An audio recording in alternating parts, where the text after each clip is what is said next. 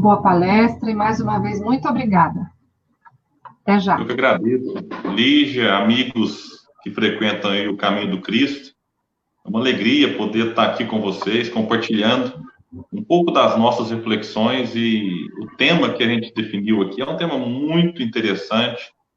Eu gosto muito, Lígia, de analisar alguns personagens do Evangelho, porque, de certa forma, embora aqui não se trata de uma parábola, aqui se trata de um acontecimento, de uma ocorrência na vida do Cristo, ainda assim traz por detrás uma simbologia que dá para ser aproveitada na nossa vida. Então, eu queria cumprimentar também os ouvintes da Web Rádio Fraternidade, antes que eu esqueça. Com certeza, agradecer mais uma vez. E isso, alguns até já conhecem a minha voz, porque eu tenho lá o programa Estudando as Obras de Leon Denis. Então, é uma alegria poder estar aqui compartilhando com eles também essas nossas reflexões. E o cego de Jericó, ou cego Bartimeu, é a mesma figura, mas às vezes chamado de duas formas diferentes. Fala muito da nossa vida, sabe?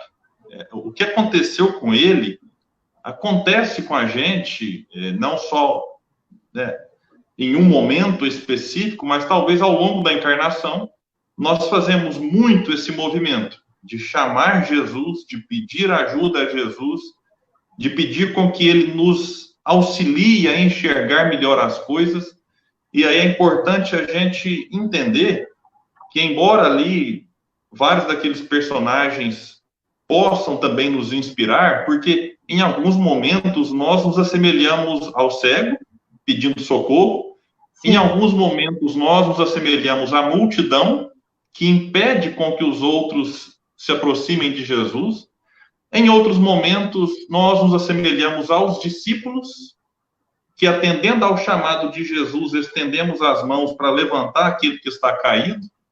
E, em alguns momentos, nós temos a atitude do Cristo, que é não de curar a cegueira, mas a atitude de quem auxilia, de quem está do lado, de quem pode socorrer, que é o que Jesus fez. Todos nós sabemos que um dia nós seremos como Jesus. E, de certa forma, mesmo na condição de espíritos ainda imperfeitos, vivendo num mundo de provas e expiações, nós já temos lampejos do amor que Jesus tem de maneira constante. Então, o que Jesus faz o tempo todo, amando sempre, nós já temos de maneira esporádica, num momento ou no outro. Então, de certa forma, esta passagem da cura do cego de Jericó, ela fala de nós em vários aspectos. Mas hoje eu vou focar muito, né, na semelhança que o cego tem e em como a sua figura, o seu comportamento em específico, ele vai nos inspirar para que a gente consiga, assim como ele, ir curando esta nossa cegueira. Até porque a história do cego fala também de progresso, né? Sim. De alguém que estava caído, né? Eu vou ler aqui a passagem, mas ela fala de alguém que estava sentado à beira da estrada, e no final nós temos a última mensagem de que o cego foi seguindo Jesus. Então é alguém que estava parado, sentado, de certa forma ali imobilizado, que no final dela, de maneira muito rápida, aqui na passagem, a gente percebe o cego não apenas de pé, mas fazendo o movimento de seguir Jesus, que eu acho que é o principal da passagem, até porque muitos outros foram curados, mas decidiram não seguir Jesus. Continuaram à margem do caminho. E esse não é o propósito. O propósito é adquirir a cura, mas seguir, avançar com Cristo. E a passagem que eu trago, ela está lá em Marcos, embora Lucas e Mateus também registraram, mas eu vou ficar aqui com a narrativa de Marcos, que diz o seguinte no capítulo 10, versículos 46 até 52. Chegaram a Jericó. Uma breve pausa. Vou fazer só uma breve pausa para deixar você à vontade, porque as pessoas querem ver você hoje, não a mim, tá bom? O áudio está chegando, beleza? Sem corte? Tá ótimo, tá ótimo. Então tá bom, então. Até já. Obrigada. Tá bom. Até breve. A Lígia, agora eu brinco que ela vai ficar igual uma mentora. A gente não enxerga, mas sabe que ela está próxima e, se precisar, ela aparece e nos ajuda. Bom, então a passagem de Marcos vai dizer o seguinte, chegaram a Jericó. Ao sair Jesus da cidade com seus discípulos e com uma grande multidão, estava sentado à beira da estrada um cego mendigo, chamado Bartimeu, filho de Timeu. Quando soube que era Jesus, o Nazareno, começou a clamar: Filho, Jesus, filho de Davi, tem compaixão ou tem misericórdia, em algumas traduções, de mim. Muitos mandaram que se calasse, mas ele clamava ainda mais: Filho de Davi, tem compaixão de mim. Jesus parou e disse: Chamai-o. Chamaram o cego, dizendo-lhe: Tem bom ânimo, levanta-te, ele te chama. Lançando de si a sua capa, de um salto levantou-se e foi ter com Jesus. Perguntou-lhe Jesus: Que queres que eu te faça? Respondeu-lhe o cego: Mestre, que eu tenha vista. Disse-lhe Jesus: Vai, a tua fé te curou. No mesmo instante, recebeu a vista e o foi seguindo pela estrada. Então, aqui a gente analisa a história, agora a gente vai analisar trecho a trecho. Primeiro, eles dizem que chegaram a Jericó. Jericó aqui, meus amigos, simbolicamente falando, mas até o que se representava na época, ela representa para nós, aqui no entendimento desta e de várias outras passagens, aquela questão mais ligada, mais vinculada aos prazeres, aos interesses mundanos, não representando aqui interesse por espiritualidade. Não me refiro à religião, me refiro à espiritualidade, uma compreensão da vida. E Jerusalém, sim, Jerusalém representa aqueles que buscam espiritualidade, aqueles que querem já se sobrepor os interesses e os prazeres mundanos. Então, quando se fala em Jericó, em muitos momentos, a gente tem que ter essa ideia de que representa aqui baixo ou quase nulo interesse por aquilo que realmente deveria despertar a atenção do povo, como ainda hoje, né? Nós somos muito apegados ao nosso lado Jericó, e é importante que a gente ceda espaço para que Jerusalém fale e tenha maior importância na nossa vida. Então, é importante agora dizer que o cego estava em Jericó. Tudo bem, o cego de Jericó é o tema da palestra, inclusive. Só que há um detalhe importante, né, nessa narrativa aqui, que ao sair Jesus da cidade, com seus discípulos e com uma grande multidão, então Jesus já fazia esse movimento de sair da cidade. Estava sentado à beira da estrada um cego mendigo. Então a gente observa que o cego já estava na saída da cidade, já simbolizando esse movimento como que de alguém que já não mais deseja ficar em Jericó. Alguém que já quer sair, alguém que já deseja compreender além daquelas fronteiras. Então, é como se o cego aqui estivesse no limite, na fronteira daquele que está em Jericó, mas não lá no começo de Jericó, como aquele que entra, mas naquele que, como Jesus aqui fazia, saindo de Jericó, é que ele vai encontrar. Encontrar quem? Bom, alguém que estava à beira, à margem do caminho. Um marginal, digamos, não no sentido de ser alguém criminoso, mas alguém que está à margem do caminho. Como é que ele se chamava? Nem nome ele tinha. Era alguém com importância tão nula para a sociedade que não tinha nome. Mas não é Bartimeu? Tá, quando se chama Bartimeu, significa o cego, ou seja, as pessoas o conheciam pela sua deficiência. Bar, ou seja, filho de Timeu. Bartimeu não era nome, era apenas assim, ó, é o filho do fulano.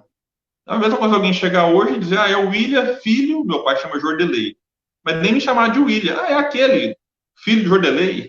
Nesse sentido. O bom é que falar o nome do meu pai é dizer que não existe outro, né? O meu pai tem um nome único. Eu não conheço nenhum outro que tem o mesmo nome que ele. Então, falar filho do Jordelei, automaticamente todo mundo saberia que se trataria de mim. No caso do cego, nem nome ele tinha. Então, ou alguém era o cego de Jericó, é a sua cidade.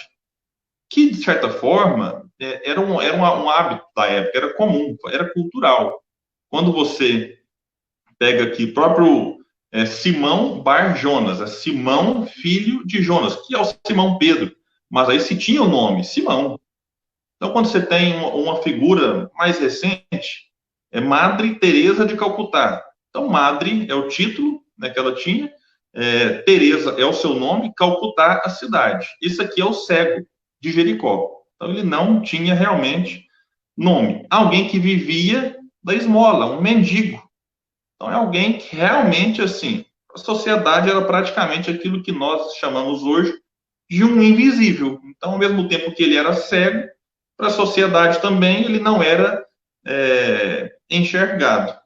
E este cego, que a gente vai falar agora aqui, que clama por Jesus, ele nos simboliza muito, porque às vezes nós também estamos, de uma certa forma, cegos, no sentido agora espiritual da palavra, sim, porque não enxergamos as questões que realmente importam. Não estou falando aqui de enxergar espírito, não, porque aí já é mediunidade. Mas às vezes estamos cegos para as questões espirituais da vida. Ou, se a gente quer falar das questões materiais, daquilo que realmente nos envolve, nós estamos indiferentes, inclusive em relação às dores materiais das pessoas, né, em relação à fragilidade dos outros, aos transtornos que as pessoas possuem. Enfim, é necessário com que a gente peça ajuda a Jesus para que ele, não num passe de mágica, mas para que ele, através do seu exemplo, através das suas lições amorosas, nos auxiliem a trabalhar em nós a indiferença que ainda possuímos. Indiferença que em momentos críticos, como nós vivemos, num período de pandemia, essa indiferença ela transborda em muitos de nós, de várias formas.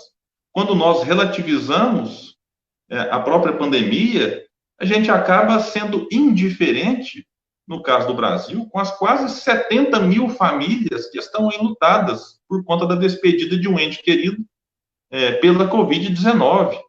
E aí, a gente percebe que a indiferença ela vai tomando outras proporções quando, por exemplo, como eu já li em redes sociais, alguém fala assim, mas atinge mais os idosos.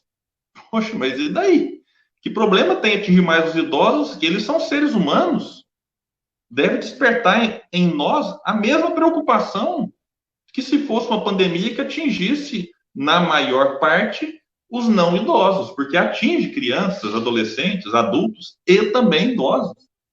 O meu pai já está na faixa de risco e eu não posso manter indiferente em relação à vida dele. Mas não é só em relação ao meu pai, porque me faz lembrar um caso do Chico, quando o Chico uma vez ficou desesperado por conta de um problema que aconteceu na sua família.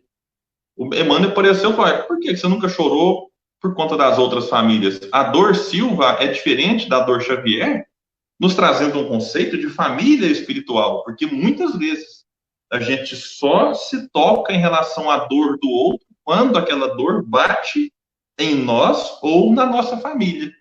Então, quando a gente relativiza a pandemia e fala, não, mas é só quem está na terceira idade que tem que se preocupar, eu estou ignorando que dentro da minha família consanguínea há pessoas que estão na zona de risco. E outros mesmo que estão na zona de risco falam, não, mas eu não tenho comorbidade. E por isso eu preciso ser indiferente em relação àqueles que possuem comorbidade? Né? Será que eu preciso agora que alguém desencarne na minha família para que aí eu trabalhe em mim essa indiferença e essa cegueira em relação a um problema grave possa ser curada? Como vai nos dizer Leon Denis, a dor, muitas vezes, exerce um papel que nós ignoramos antes. Aí é que a dor se faz necessária. Então, a gente precisa passar por muitas e muitas provas? Muitas vezes não. Só que a nossa indiferença, a nossa invigilância, nos convida a passar por aquela dor para que a gente desperte. E mesmo assim, muitas vezes, ela é insuficiente. Então, nós nos afundamos mais na dor, como, por exemplo, na parábola do filho pródigo, em que o indivíduo vai se afundando, vai se afundando, vai se afundando, até que quando ele chega no fundo, fundo, fundo do poço, é que ele se lembra das bênçãos que ele tinha no seu lar, na sua casa, com seu pai. O pai da parábola do filho pródigo, simbolicamente, é Deus. Então, a gente precisa despertar o quanto antes. E mesmo que, eventualmente, a gente esteja despertado e a dor nos visite, para que a gente consiga olhar para ela e, como vai dizer também Leon Denis, retirar os ensinamentos ocultos. Não nos enganemos, as dores não trazem um aviso no WhatsApp, olha, você está doente por causa disso. Não, não é assim que funciona, ou vem um jatinho passando com uma faixa, hashtag, a lição é essa. Não é assim que funciona, muitas vezes a lição é oculta. E a gente precisa estar despertados, acordados, para enxergar tudo isso que nos faz mal. E a indiferença, talvez, atualmente, seja um dos maiores males que a gente tem que enfrentar dentro de nós. E é importante dizer que se a gente acha que a indiferença só está no outro, é um sinal de que a gente também precisa rever aí o próprio íntimo. Que se a gente já se considera totalmente desperto e acordado para a vida, é um sinal de que a gente pode estar, inclusive, sendo influenciado por espíritos mistificadores. Tá? É importante que a gente reconheça as próprias fragilidades, reconheça os próprios sentimentos, mesmo aqueles ruins, mesmo aqueles de indiferença, mesmo aqueles de egoísmo, porque é reconhecendo-os que nós faremos o movimento ascensional. Se eu os ignoro, eles continuarão aqui, fazendo ninho e nos prejudicando cada vez mais. E aí o cego, quando soube que era Jesus, o Nazareno, começou a clamar. Em algumas traduções, a gente vai observar o verbo gritar. Jesus, filho de Davi, tem compaixão de mim. Compaixão, gente, eu fui buscar o significado no dicionário, que o significado das palavras é importante, tem hora, né, para a gente compreender a profundidade que uma palavra traz. Compaixão, sentimento piedoso de simpatia para com a tragédia pessoal de outrem, acompanhado do desejo de minorá-la. Participação espiritual na infelicidade alheia, que suscita um impulso altruísta de ternura para com o sofredor. Então, o que ele pede aqui fazia muito sentido, né? Que ele precisava da compaixão de Jesus. Olha, inicialmente ele não pede a cura, né? Ele pede compaixão. Que Jesus tivesse piedade em relação à sua tragédia pessoal. E aqui é bacana observar esse movimento, porque ele poderia muito bem ouvir, saber que Jesus passava e simplesmente ignorar. Ah, não, deixa para lá. Mas não, ele faz um movimento, que é o que eu quero destacar bastante aqui hoje, que é o que a gente precisa compreender e que Leon Denis vem trabalhar muito bem no livro O Problema do Ser e do Destino, que é o papel da vontade. É necessário querer, é necessário desejar algo. E aí, quando se fala em vontade, eu preciso trazer aqui para a nossa reflexão a questão 909 de O Livro dos Espíritos, em que Kardec pergunta: poderia sempre o homem, pelos seus esforços, vencer as suas más inclinações? Em outras palavras, aqui a gente poderia até trocar más inclinações por cegueiras. Poderia sempre o homem, pelos seus esforços, vencer as suas cegueiras? E a resposta é sim. E algumas vezes por esforços, por fracos esforços, ou por esforços insignificantes. O que lhes falta é dizem os espíritos, não sou eu, vontade. Quão poucos dentre vós fazem esforços? Eu gosto muito de analisar a pergunta, que Kardec é genial em várias das perguntas que ele realizou. Na verdade, Kardec é sempre genial, mas algumas perguntas aqui, isso salta aos nossos olhos. Quando ele pergunta assim, poderia sempre, ou seja, não tem desculpa. William, mas é porque eu moro nessa cidade, eu moro em Santos. Em Santos a pessoa tem mais dificuldade para vencer as más inclinações, mas eu moro em Uberlândia. Uberlândia está perto de Uberaba, então vocês estavam perto do Chico, fica mais fácil. Na verdade é que aqui, estando perto do Chico aqui, eu não tive a oportunidade de conhecê-lo, só aumenta a responsabilidade da gente, né? Então, a gente não pode justificar agora por conta do mas eu fui nascer logo no Brasil. Se eu tivesse nascido na Noruega, na Islândia, um país de primeiro mundo, aí eu poderia vencer com os meus esforços, vencer as minhas más inclinações, vencer as minhas cegueiras. Ah, mas eu nasci num corpo masculino, nasci num corpo feminino, então eu tenho mais dificuldade. Ah, mas eu tenho essa orientação sexual ou tenho aquela, então minha dificuldade é maior ou menor. Realmente, eu compreendo que em algumas situações o indivíduo encontra na vida maiores dificuldades. Né? Alguns grupos, por exemplo, a gente tem que reconhecer que o grupo dos homossexuais enfrentam muito mais dificuldades do que o grupo dos heterossexuais. Porque eles têm que lidar com as provas normais de um mundo como o nosso e ainda assim têm que lidar com o preconceito, com a homofobia.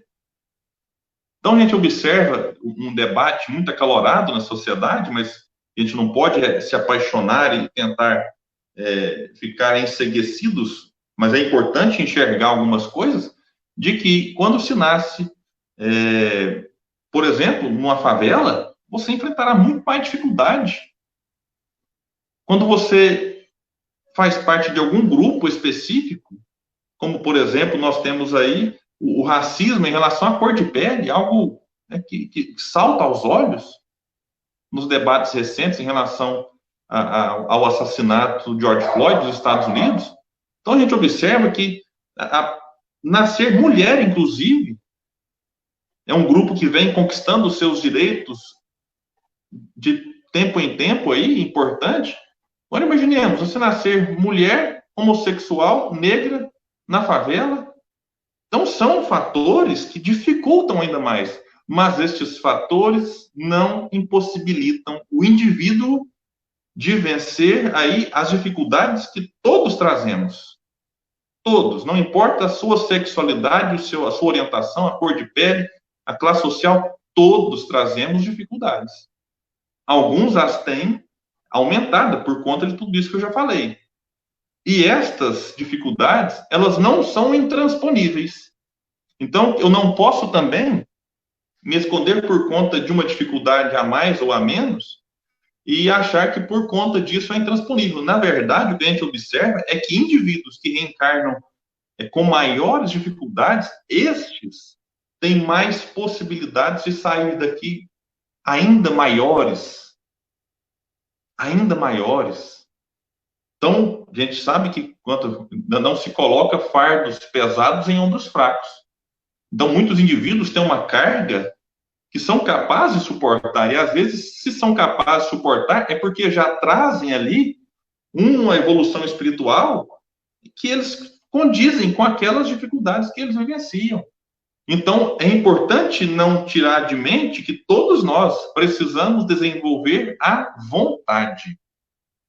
É necessário desenvolver a vontade a partir de um esforço pessoal. Que, olha, Kardec pergunta pelos seus esforços. Então, não posso me vitimizar, me colocar na condição de vítima e ficar esperando só que o outro faça por mim. Ah, não, eu quero que o outro evolua para mim, eu quero que o outro cresça para mim, eu quero que o outro faça. Não. A gente não pode terceirizar a responsabilidade, que é uma conduta que a gente adora fazer. Isso começou lá com Adão e Eva, né? Vou resumir aqui, mas Deus chega no paraíso e fala, e aí? Eu falei que vocês vão mexer lá com a árvore. E aí pergunta para Adão, é claro. E Adão faz o quê? Transfere responsabilidade. Ele terceiriza ali, falou, isso aqui é com Eva. E Eva joga para a serpente, coitada, não tinha mais para quem passar, ficou com a culpa. Então a gente não pode fazer o movimento nem de transferir responsabilidade de evolução, porque ela é pessoal, e nem terceirizar para que o outro faça para mim. William, mas e Jesus? Jesus progrediu para a gente? Ele nos tirou aqui já todo o pecado e agora... Não. Jesus, ele veio para nos ensinar a se salvar. A salvação é pessoal. Mas o ensino que Jesus nos deixou é importantíssimo para que a gente faça essa caminhada.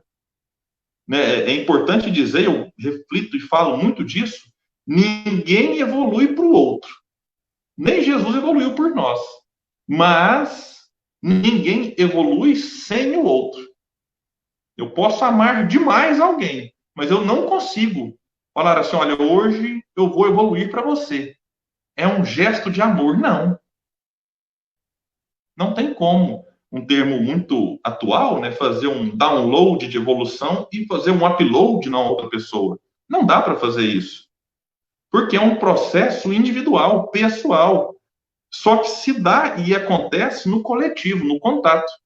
Então, eu preciso desse contato. Não dá para se isolar. Agora, me achar vítima do mundo e buscar o isolamento. Aí a gente simplesmente vai estagnar na encarnação e vai ter que esperar vir uma dor para nos tirar dessa acomodação.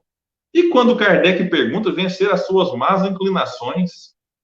Sim, nós temos más inclinações, como eu disse lá antes. Se a gente nega essas nossas fragilidades, a gente perde a oportunidade de melhorá-las, de consertá-las. Então, a gente precisa acreditar. Nós não somos ainda anjos. Não temos auréola. Se alguém já se acha um espírito puro, um espírito superior, eu gostaria de pedir gentilmente que depois deixe o nome para prece, para vibração e quando tiver desobsessão no centro. Porque não dá para se achar um espírito superior num mundo como o nosso ainda. Claro que alguns missionários, né, talvez se tiver alguém me assistindo aqui que estiver nessa classe, me perdoe, me desculpe, mas normalmente eles são muito raros. Aparece uma vez ou outra. Então, todos nós precisamos reconhecer que temos más inclinações. Porque quando eu reconheço isso, aí eu observo. É como se eu estiver dirigindo um carro e ignorar, por exemplo, que a luz que acusa motor aquecido acendeu. Eu olho a luzinha e falo, essa luzinha aqui está de brincadeira comigo. Um carro bom como esse aqui, eu vou ignorar a luzinha. A gente vai prosseguir, daqui a pouco o motor vai fundir e vai nos trazer um prejuízo maior. Que se eu tivesse olhado e valorizado aquele alerta antes, o estrago seria menor. Assim acontece com a gente. Se a gente ignora os alertas que o nosso próprio corpo dá, que a nossa própria mente anuncia algum desconforto, algum transtornozinho, é um sinal de, opa, algo precisa ser reparado. Se eu o ignoro e avanço sem corrigir o problema, daqui a pouco a dor vai ser maior. Mas se eu faço esse gesto de detectar, reconhecer, e aí faço o que os espíritos falaram, coloco uma vontade em consertar, aí a gente faz o processo que o cego fez, que é o de pedir ajuda a Jesus. E mesmo que nós nos deparemos com uma multidão que vem tentar abafar a nossa voz, a gente vai ter força suficiente para dizer a essa multidão, olha, dessa vez vocês não vão conseguir me calar, eu vou gritar mais alto, que foi o que o cego fez. Mas antes de passar para essa parte do segundo grito do cego, é bom dizer ali, muitos mandaram que se calasse. Gente, isso aqui é importante a gente destacar. Jesus caminhava, lá no começo falou, e uma multidão estava próxima de Jesus, que dividia Jesus e o cego. Agora, vejam que importante é isso. Essa multidão próxima de Jesus, ao invés de auxiliar o cego, o que eles fizeram? Foram lá, olha, fique quieto aí, né? Mandaram o cego se calar. Ou seja, eles estavam perto de Jesus só na aparência. Que é o que a gente observa muito hoje. A gente se diz cristão, mas somos cristãos só no rótulo, só na aparência. Estamos perto de Jesus só de brincadeirinha, porque quando aparece uma oportunidade, a gente demonstra o quão distante nós estamos do Mestre. Às vezes nos assumimos cristãos e não precisa se dizer perfeito para ser cristão, né? Na verdade, Jesus mesmo disse, né? Ele não veio para os sãos, ele veio para os doentes. Por isso, o próximo dele está cheio de gente. Por isso, estamos aqui, tentando compreender o Espiritismo, porque mais ou menos cada um de nós traz aí uma doença. Por isso, precisamos de Jesus. Por isso, precisamos reconhecer a nossa necessidade do seu auxílio, do seu socorro. Mas vejamos se não estamos também próximos de Jesus, apenas para afastar os outros dele. Então, é importante a gente fazer essa análise, entendendo, voltando para nos colocar na condição de cego, que desta multidão que quer impedir a nossa aproximação de Jesus, há aqui algumas possibilidades. Uma, de que essa multidão seja de encarnados mesmo, de pessoas que tentam nos desanimar, de calar a nossa voz. Olha, Jesus está muito ocupado, não vai te dar atenção, não precisa pedir. Ou não precisa fazer prece para Jesus porque não chega. Ou não precisa assistir live, né? Tanta coisa boa para fazer, você vai ficar assistindo logo live. Para que ler um livro?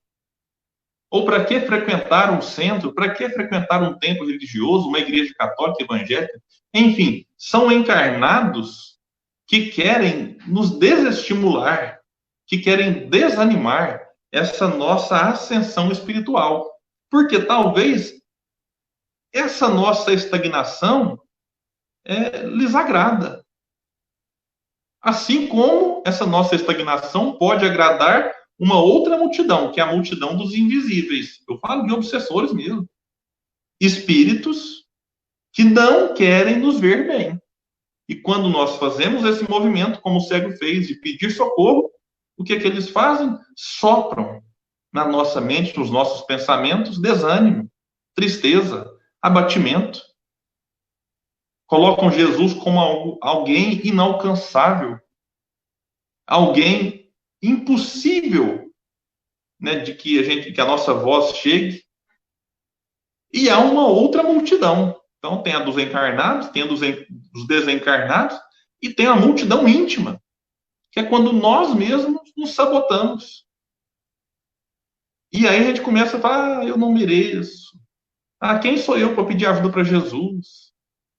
Quem sou eu aqui para ser ouvido por Jesus? Eu sou um zero à esquerda, eu não presto para nada. Ninguém me valoriza, ninguém gosta de mim. Quando a gente começa a se sabotar, a desacreditar em si próprio. E é claro que aqui há um elemento também que pode atrair espíritos que vão ampliar esse tipo de pensamento em nós. Sim, não podemos negar. Mas lembra lá atrás quando eu falei que nenhuma das situações que nós nos encontramos, por mais difícil que seja, não pode servir de desculpa para que a gente faça esse apelo a Jesus? Foi Kardec que disse isso, na questão 911. Ele pergunta assim: não há paixões tão vivas e irresistíveis que a vontade não tenha poder para superá-las? É quando a gente olha essa multidão e fala assim, e agora, hein? Deixa quieto, realmente é muito difícil, eu não consigo, eu estou envolvido aqui em paixões intransponíveis, então não dá. Aí os espíritos respondem, há muitas pessoas que dizem, eu quero, mas a vontade não está senão nos lábios. Elas querem, mas estão bem contentes que assim não seja. Então, às vezes a pessoa fala, eu quero, mas o que o Landini trata no problema do ser do destino, não é uma vontade persistente, é uma vontade, é um lampejo de vontade, já é importante. A gente tem que reconhecer isso. Mas não é uma vontade firme. Sabe aquela vontade que o primeiro argumento que se tem ali, você é destruído? É uma vontade que, às vezes, até a gente desacredita lá na autossabotagem. A gente tem uma vontade pessimista. Você quer, mas duvida que vai dar certo. Uma vez eu encontrei com um amigo, ele vinha, como é que você está? Ele falou, rapaz, tô levando, vou indo, né? Eu já meio que assustei. Eu falei, poxa, mas como é que você está? E aí a vida amorosa? Ele falou, eu vou casar. Eu falei, que beleza, que bom, né, que você vai casar. Ele falou assim, não, mas eu não vi motivo para comemorar, para ser uma notícia boa para você, não. Eu falei, como assim? Ele falou, não, casamento o pessoal fala que é muito difícil, realmente é difícil, mas eu já montei até um plano, já falei com a minha noiva. A gente vai casar. Mas se não der certo, a gente termina, cada um vai deixar o seu quarto pronto na casa dos pais, onde a gente mora ainda. E se não der certo, a gente volta e vai para a casa dos pais e pronto. Eu falei, meu Deus do céu.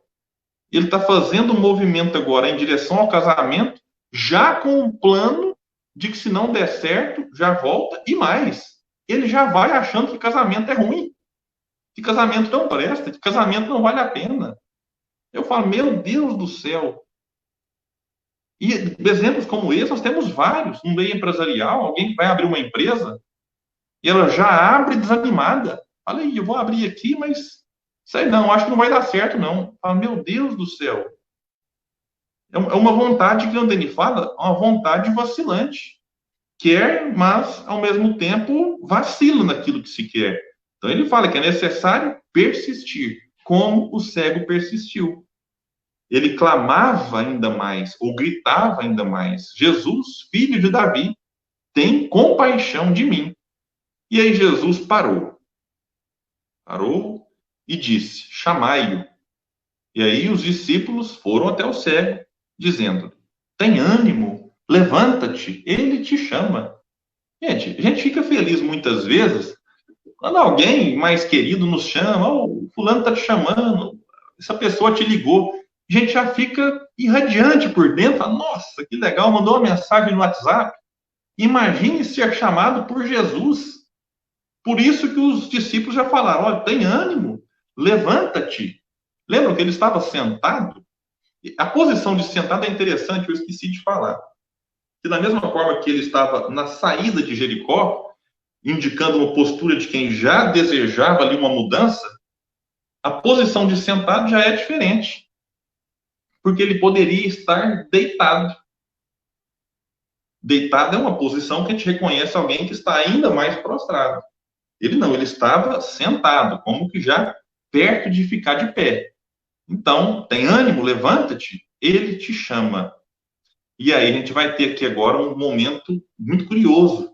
Lançando de si a sua capa, de um salto, levantou-se e foi ter com Jesus. Então vejam a vontade desse homem. Grita uma vez, é abafado, tem a sua voz abafada, grita a segunda vez, e agora, ao ser chamado por Jesus, dá um salto. Levanta e vai ao encontro do mestre. E quando fala deixou a sua capa, é importante dizer, alguns estudiosos apontam, que a capa era como se fosse o alvará que lhe dava a permissão para pedir. Então, assim, olha, para pedir, para ser um pedinte, é necessário ter ali algo que lhe desse essa autorização. E isso era a capa. É como se um estabelecimento comercial hoje precisasse ter, precisa ter o alvará. Então, era o alvará dele para ele pedir. E quando ele larga a capa, indica que ele tinha certeza que seria curado. Ele tinha certeza que Jesus atenderia os seus pedidos, que Jesus teria por ele a compaixão que ele tanto pedia. Então, isso aqui é importante. Agora, o que eu pergunto é, o cego de Jericó em nós. Quando nós pedimos ajuda, estamos dispostos a abandonar as capas que nós carregamos?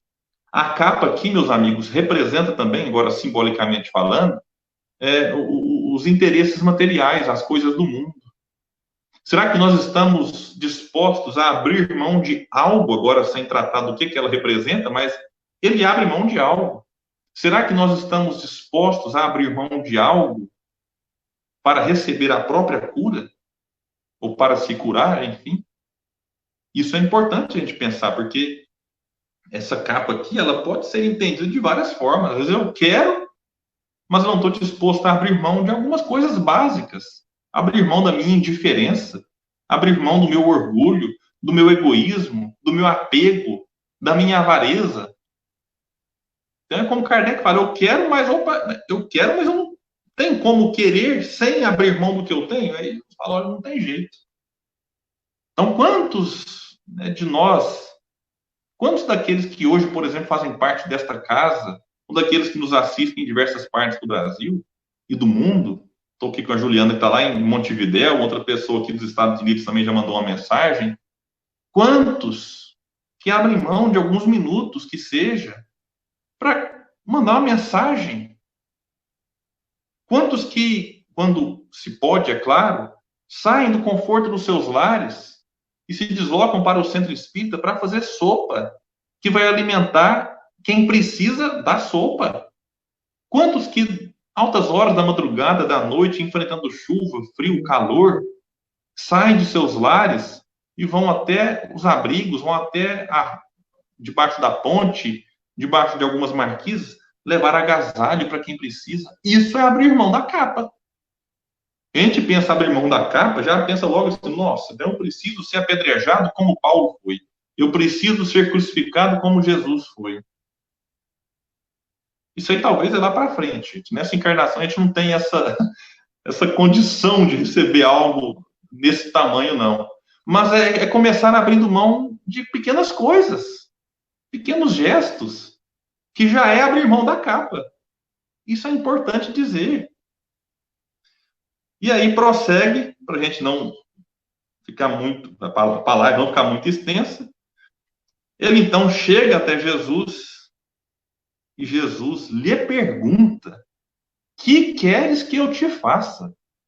Gente, isso aqui é fortíssimo, porque naquele encontro de Jesus com Saulo, que cai ali do cavalo, Saulo pergunta para Jesus: Senhor, que queres que eu faça? Agora aqui é diferente, é Jesus perguntando para o cego: que queres que eu te faça? Poxa, aí quando eu li isso aqui, eu pensei que Jesus não está bem. Jesus não estava legal nesse dia, porque, gente, ele está diante de um cego e pergunta o que quer que eu te faça. Poxa, é lógico, é óbvio, Jesus, que ele quer enxergar. Mas a gente tem que entender uma coisa: nada do que Jesus falou, nada do que Jesus fez foi em vão. Tudo tem um significado, tudo tem um propósito, tudo tem uma lição. Se Jesus perguntou, é porque nem todo cego quer enxergar. Bom, talvez da cegueira física, sim. Todos, né, poderíamos até generalizar, talvez todos cegos gostariam de enxergar. Mas da cegueira espiritual, que é a principal que a gente carrega, essa, eu poderia dizer que talvez uma pequena minoria queira de fato ser curada. Porque há muito prazer na cegueira espiritual, prazer terreno. Há muita alegria que se conquista graças à cegueira. Agora, a alegria não é o mesmo que felicidade. Se eu estou alegre no momento e essa minha alegria está acontecendo à custa das lágrimas alheias, daqui a pouco eu vou ter que me acertar com a lei. Então, a cegueira espiritual, ela é extremamente prazerosa para alguns. E quando a gente observa, é curioso isso, que às vezes a gente olha alguém assim, extremamente tranquilo, de bem com a vida, no sentido material da palavra. E a gente tem uma noção, fala, poxa, vale a pena, não está nem aí com a vida, com os outros. Porque olha ali, não está nem um pouco preocupado com o sofrimento alheio. E a gente olha para o lado e vê pessoas preocupadas com os outros, e lá doente, com dificuldade financeira, com problema familiar. Aí a gente olha para esses dois lados e fala assim, eu acho que esse negócio de ser bonzinho não vale a pena, não.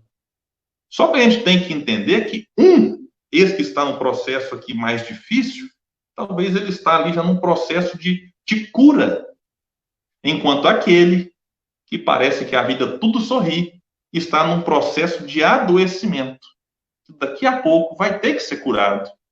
Então a gente tem que tomar muito cuidado para entender que a gente pode ter uma vida boa, uma vida tranquila, pode, mas é necessário entender se isso não está sendo conquistado à custa do sofrimento alheio. Porque há muita gente que lucra, há muita gente que se esbalda com a miséria dos outros, com a escassez, com a injustiça. Então a gente precisa entender que até no aspecto agora físico mesmo, eu disse antes que a cegueira física todo mundo quer ser curado, mas tratando num sentido mais amplo de doenças, infelizmente tem muita gente que não quer ser curada de algumas doenças. Por quê? Porque aquela doença, de certa forma, faz com que chame a atenção de outras pessoas, e essa atenção que ela desperta nos outros vem preencher um vazio, preencher uma carência afetiva. Então, quando alguém posta no Facebook lá, minha vida está difícil, a gente tem que ir lá e dar uma atenção realmente para a pessoa, não tem problema nisso. Mas, às vezes, daqui a pouco ela faz a mesma coisa, porque ela não quer ser curada, ela quer chamar atenção. E a gente precisa acolher, porque aquela pessoa, talvez, às vezes, realmente, ela precisa de nós naquele momento. A gente não deve julgar, será que o outro quer chamar atenção, será que não quer? Mas, em muitos casos, há indivíduos vivendo processos dolorosos que não querem ser curados, que não querem a melhora. Por quê? Se comprazem naquilo que ficou conhecido como a síndrome do coitadinho. Ele vai se automartirizando. E aquela doença, aquela dificuldade, acaba, de certa forma, sendo um atrativo para outras questões. Então, se Jesus perguntou, é porque nem todo cego quer enxergar, nem todo doente quer ser curado. E aí o cego respondeu: Mestre, que eu tenha vista. Disse-lhe Jesus: vai, a tua fé te curou. No mesmo instante, recebeu a vista e o foi seguindo pela estrada. Então, veja que, no começo, com o cego sentado à margem do caminho, agora ele, de pé, enxergando, segue Jesus. Isso é muito forte. Isso aqui é ascensão espiritual. Que, William, talvez na encarnação seja difícil acontecer isso. Poxa, mas enquanto espíritos imortais, é importante que, num dado momento, a gente desperte. A gente tenha vontade de enxergar, de seguir Jesus, para que, aí sim, a gente possa caminhar, seguir seus passos, porque, como nos traz o Espiritismo, Jesus é um guia, é um modelo, ou seja, ele caminha à frente. E a gente vai seguindo este guia, como nós fazemos uma excursão. O guia, aquele que tem experiência, aquele que conhece, aquele que sabe onde é que estão as dificuldades, aquele que sabe também onde é que estão os prazeres verdadeiros de uma viagem. O guia vai nos mostrando tudo isso, como Jesus nos mostra, como ele nos mostrou e nos mostrará o tempo todo. Mas para isso é necessário com que a gente siga. Ele pode nos ajudar? Pode, mas é importante que a gente queira ser ajudado. Não dá para ajudar quem se desajuda. Não dá para pedir socorro para Jesus se no mesmo instante eu tenho atitudes totalmente contrárias em relação àquilo que eu pedi. É necessário, antes de tudo, me ajudar, porque aí sim Jesus encontrará mais espaço para nos auxiliar, para que aí sim, nessa parceria muito bela, nessa parceria iluminada, a gente consiga, de fato, enxergar a vida naquilo que ela tem de melhor, enxergar a vida mesmo naquilo que ela tem de pior, mas aí sim, que seja para socorrer, que seja para auxiliar, porque nas regiões mais densas do mundo espiritual, nós não temos só espíritos inferiores.